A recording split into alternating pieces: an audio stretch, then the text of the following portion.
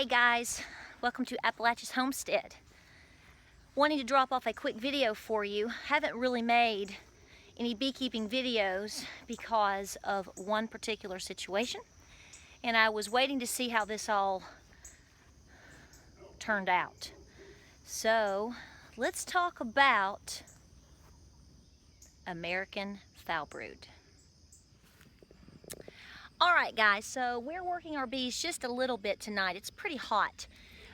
We technically don't like to work our bees this late, but one of our telescopic covers was having a little trouble, so we're working that just a little bit. You can see the bees are bearding because it's so hot here in East Tennessee. But nonetheless, the reason you really haven't seen anything in terms of bees in the past couple of weeks is because we were anticipating a situation with American Foulbrood. This video is going to cover several topics that are very, very important in terms of beekeepers. Now remember, we're very new at this, and of course it's like the year we decide to finally do this. This is when all of this happens, right? So this is about understanding what you're getting into, understanding the risk, understanding the importance of having a budget for beekeeping. When we were notified, so here's the backstory. You should register your bees in the state of Tennessee. That is the law here in the state of Tennessee. I cannot speak to folks that live in, Wisconsin and Arkansas and California. You need to make sure that if you decide to become a beekeeper, that you know what the law is in your state.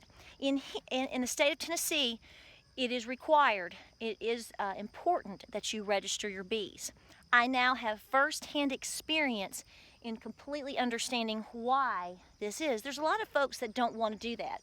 And I understand a lot of folks' train of thought in terms of, they want privacy, they want this or that or the other. But first and forehand, the law is the law, okay? It's just like, harboring, wild animals on your property.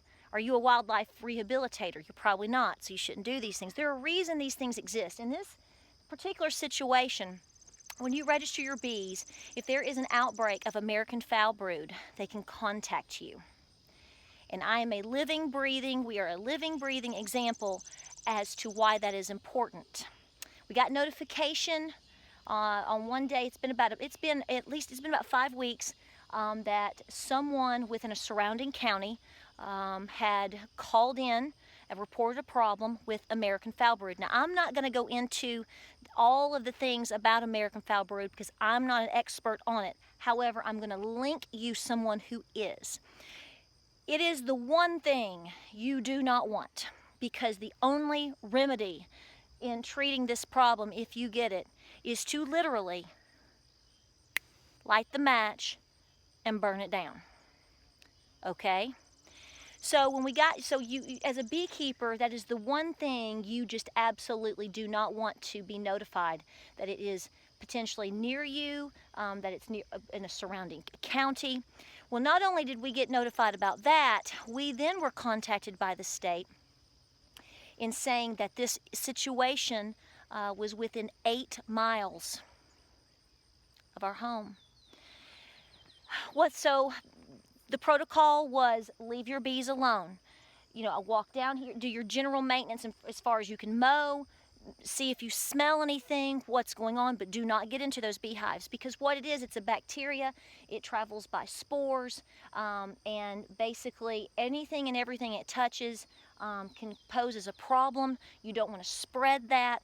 Plus, you have to burn the materials, and it's just an incredibly tragic thing for a beekeeper. So we waited about 10 days and we finally were inspected.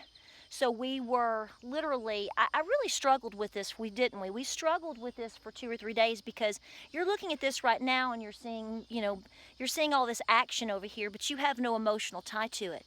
But I can tell you that if this was your last year, which is what we've been doing almost a year of studying, joining a beekeeper, we joined Cherokee Beekeepers Association, the money that is invested here, we estimated on the cool side that we have an easy in our full investment, which not all of it is right here that you see, but we have at least $1,500, wouldn't you say, invested in our gear, in our time, in our money, in our everything that we have bought and built. We've built this ourselves, the bees themselves. We have an emotional attachment to these girls, believe it or not. And to think that, you know, not only are we going to have to be checked out, which is fine, but also if we check out with having it because we are so close to ground, we are basically ground zero to someone else, you know, we would have to literally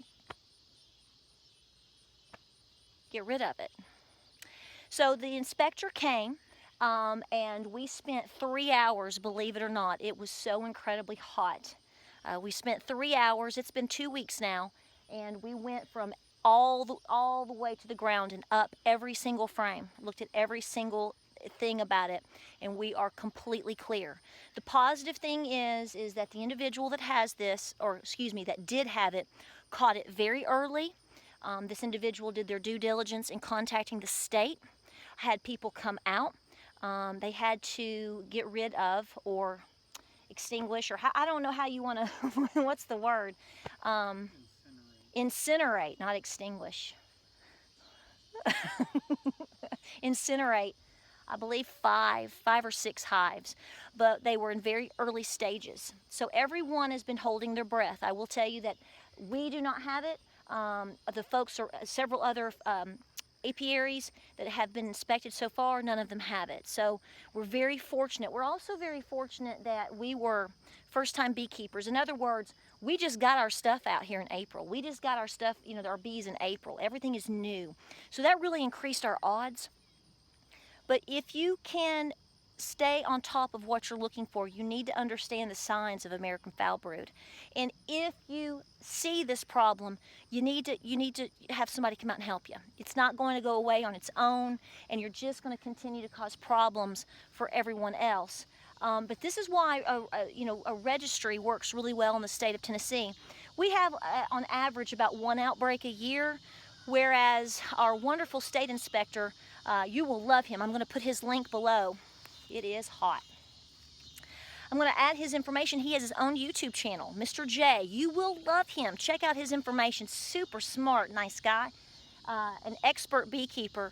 And he was talking about that. He's like, you know, a lot of folks talk about why you should or should not have a registry. He said this is why some states, and we won't, you know, have 800 or 900 cases a year, whereas Tennessee usually has about 1. So. And it's because we try to stay on top and do our due diligence for the bees. So the good news is we are American Foulbrood free. The girls are doing great. We've seen the queens. The queens are doing great. We are not taking honey this year. This is our first year, so we're leaving the honey. And we're just making sure everybody's looking good this year. But I will tell you, it was a very depressing couple of days because we had to, this is what I tell you, when you get into homesteading, you need to understand that there is financial commitment here. You need to understand that there can be financial loss with this as well. And a lot of times things are out there, it was completely out of our control. And the individual that had this, they didn't want to have this, and they did a great job turning it in. So I want you to do your due diligence in understanding what American Foulbrood is. I'm going to put some links to Mr. J's channel so you can see exactly what to look for. And the smell, and how to check and see. And if you have any idea in terms of that there's a potential that you have it, you need to get on top of it that day. So we hope you're well. Beekeeping is doing great here. We're still working with these 2 wonderful hives, and we haven't decided if we're going to add next year or not. We might. We're going to really play through winter and make sure they're squared away. So anything that you have to say, please let us know. We appreciate it. We appreciate Mr. J. We appreciate Cherokee Beekeepers Association because they were very helpful too. It is critical if you don't have to register necessarily in your area or in your state. We really encourage you to get with a really, really good beekeepers association with well-seasoned beekeepers because, you're dealing with folks that have been we've got folks that, most of the people that we're dealing with, they've been keeping bees for 20, 25, 30 years. So if they necessarily haven't dealt with it on their farm or in their apiary, but they've seen it. They know the protocol. They know what to do.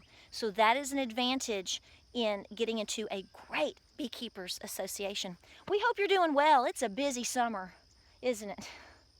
We are just running all over the place, but we appreciate your fellowship and you following us and checking in on us, and we're going to get back to putting this top back on, and we'll see you on the next video. Say hi. I need to come in there and brush you.